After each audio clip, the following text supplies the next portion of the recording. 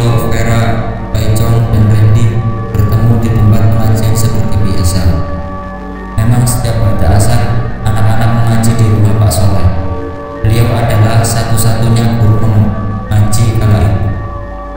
Selesai mengaji, kami berencana untuk bermain petak umpet seperti hari lain sebelumnya. Kami pulang terlebih dahulu ke rumah masing-masing untuk menaruh mikro dan dus kami. Kali ini kami mengikuti ajakan Rio untuk bermain petak umpet di belakang sekolahan, karena di lokasi yang biasa sudah dipergunakan oleh anak-anak lain. Ketika kami sampai di lokasi tujuan, permainan pun kami mulai. Aku jadi kucing. Di lima awal, dalam hitungan ke-10, temanku sudah berdiam bersembunyian masing-masing. Tidak sulit untuk menemukan Vera dan Paicong. Yang tidak lama kemudian, kutemukan juga 4 teman yang lain. Karena terlalu asik bermain, tanpa terasa waktu sangatlah cepat berlalu. Kami tidak menyadari jika langit sudah berwarna kemerahan. Namun permainan petak umpet masih berlanjut. Ketika itu, Raka yang jadi kucing, lalu aku, Vera, Paicong, Randy, dan Heru berhasil ditemukan oleh Raka. Namun Rio belum ketemu. Saat kami beramai-ramai yang mencari Rio, tiba-tiba saja Ibu Paicong dan Ibu Vera datang menyuruh kami pulang karena sudah menunggu. Tapi Rio belum juga ditemukan. Paicong, Vera, Randy, dan Heru memutuskan pulang terlebih dahulu karena takut dimarahi ibu mereka. Tinggal aku dan Raka yang mencari Rio karena kasihan jika dia ditinggal sendirian.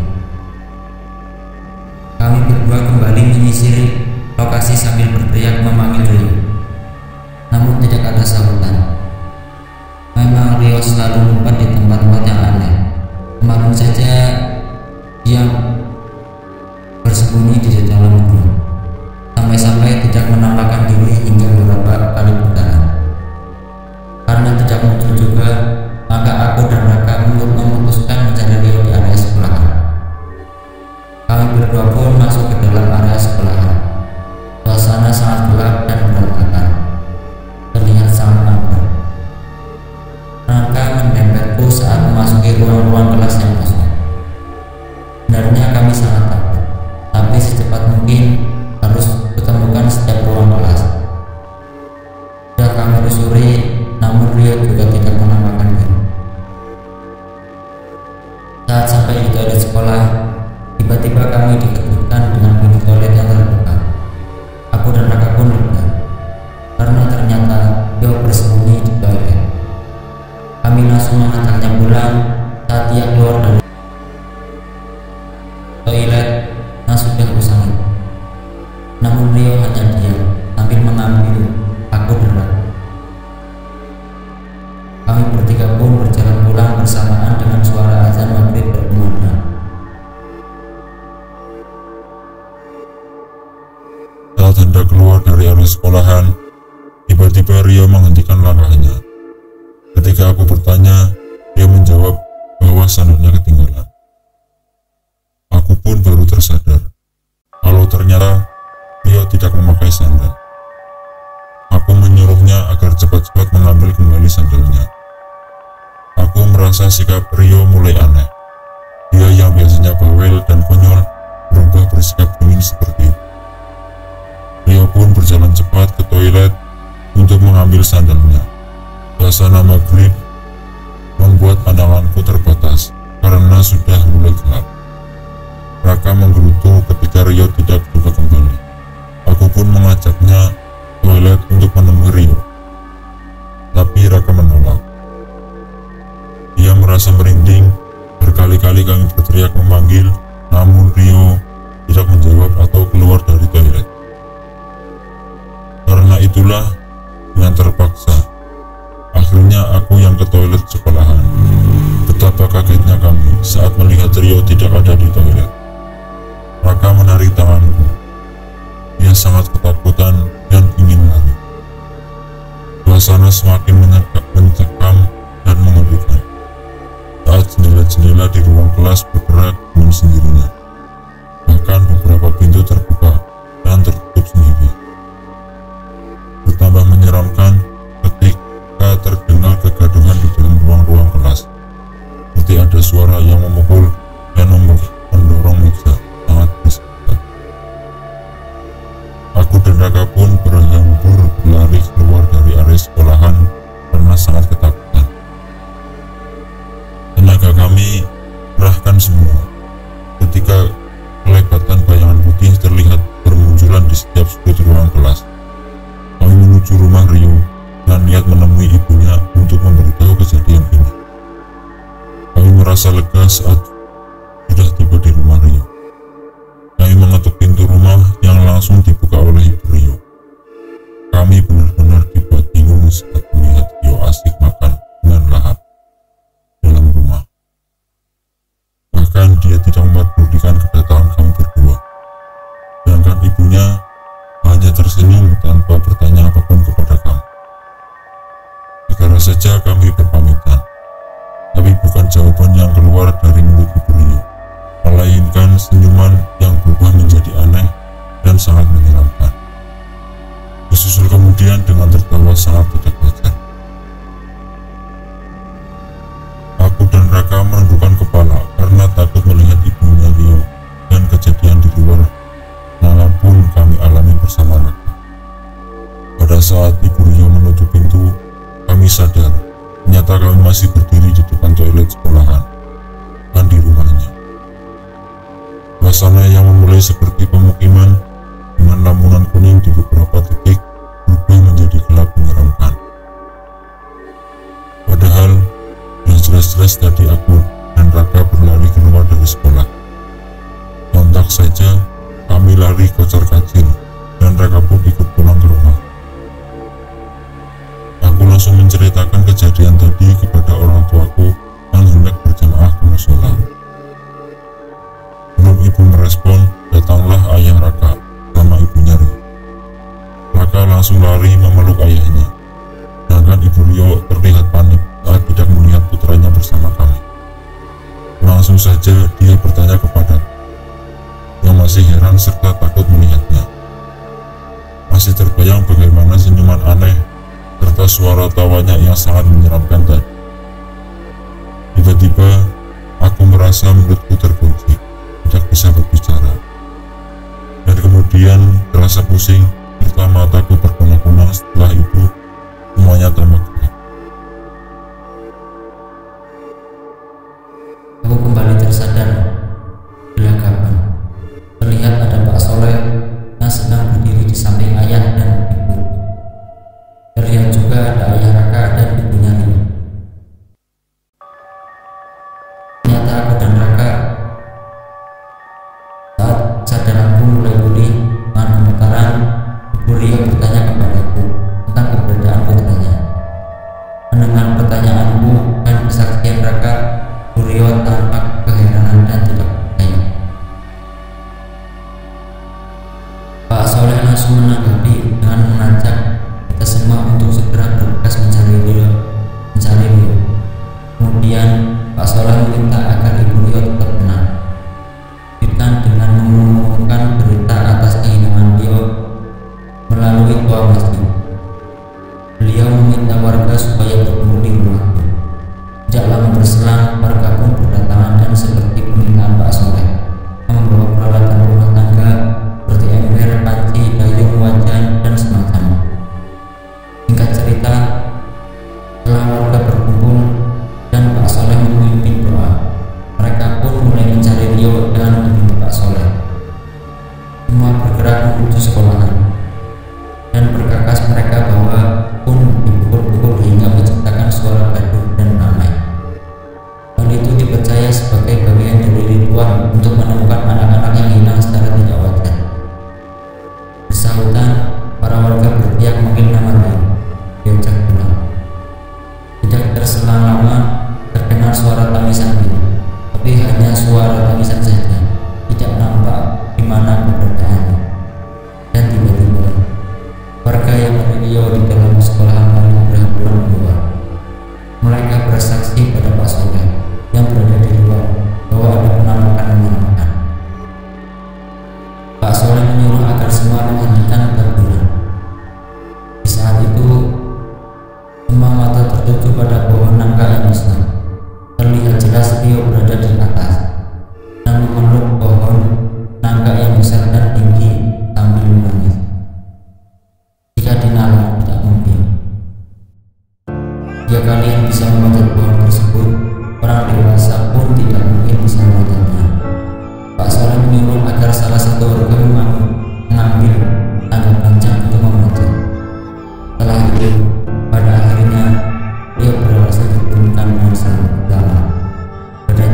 kelaparan dan tidak bisa bicara.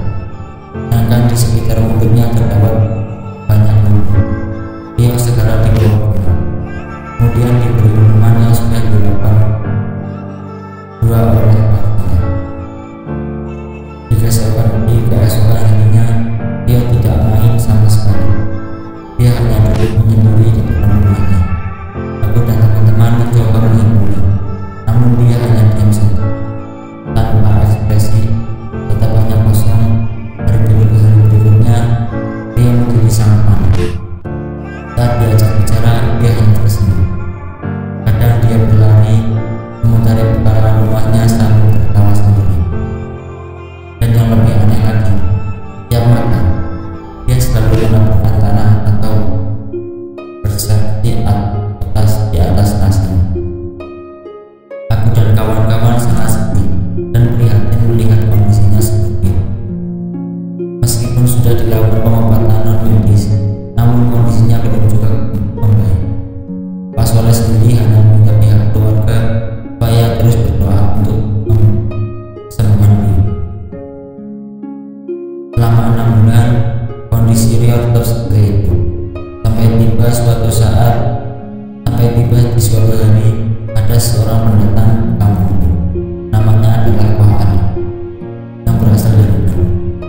Koh Hanif ini Muslim, keturunan Tionghoa, dan fasih bahasa Sunda. Ketika itu, usai menanti ba'da asar, aku dan kawan-kawan sedang bermain di halaman masjid. Lalu Koh Hanif menyapa kami.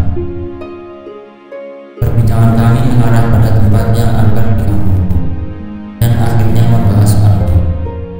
Mendengar ceritaku soal Rio, Koh Hanif sangat simpati sekali. Bahkan beliau memintaku mengantarkan untuk bertemu Rio. Saat Koh Hanif melihat Rio, beliau berkhidmat kami berdoa, lalu mengusap kepala Rio. Gila, ucapnya kepada ibunya. Singkat cerita, Koh Hanif melakukan ritual penjemputan sukma. Tepat setelah azan maghrib berkumandang, Rio diturunkan di tanah beralasan daun pisang. Setelah itu Koh Hanif melaksanakan sholat maghrib, kemudian pergi ke sekolahan sendirian. Tidak lama dia pun kembali dengan tangan seperti menggendong sekolah. Tidak lama, singkat cerita Koh Hanif melakukan ritual penjemputan sukma. Tepat setelah azan maghrib berkumandang, Rio diturunkan di tanah beralasan daun pisang. Setelah itu Koh Hanif melaksanakan sholat maghrib, kemudian pergi ke sekolah orang diri. Tidak lama kembali dengan tangan seperti menggendong seseorang. Lalu beliau duduk di sebelah Rio yang masih tidur beralasan daun pisang, melantunkan ayat-ayat Al-Quran sampai terdengar azan Islam. Barulah Koh Hanif menghentikan langkahnya. Kemudian dia menemukan beliau. Setelah itu Koh Hanif memandikan beliau dengan air yang sudah dibacakan doa. Disusul kemudian seperti menuntun beliau dan mendekatkan kepada tubuhnya. Ketika beliau seperti berhentak, kaget dan berpindah seperti orang yang buta. Lalu Rio dibawa ke dalam. Terlihat ekspresi wajah harinya kembali ceria. Aku dan kawan-kawan pun sangat senang karena Rio sudah sembuh tanpa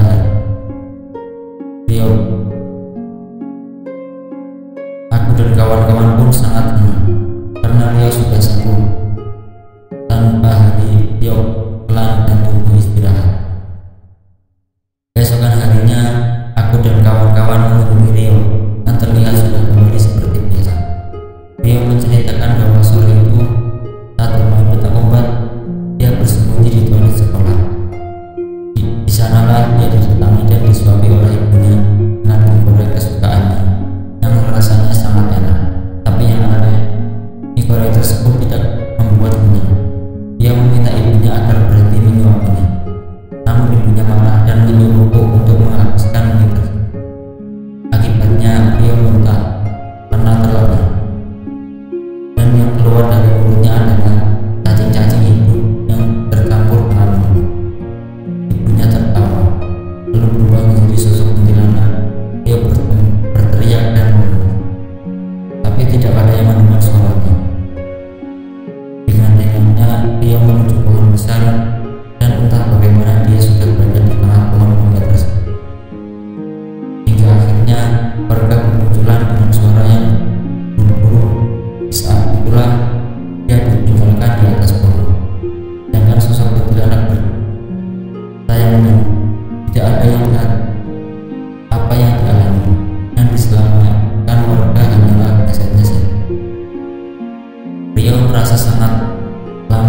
di sekolah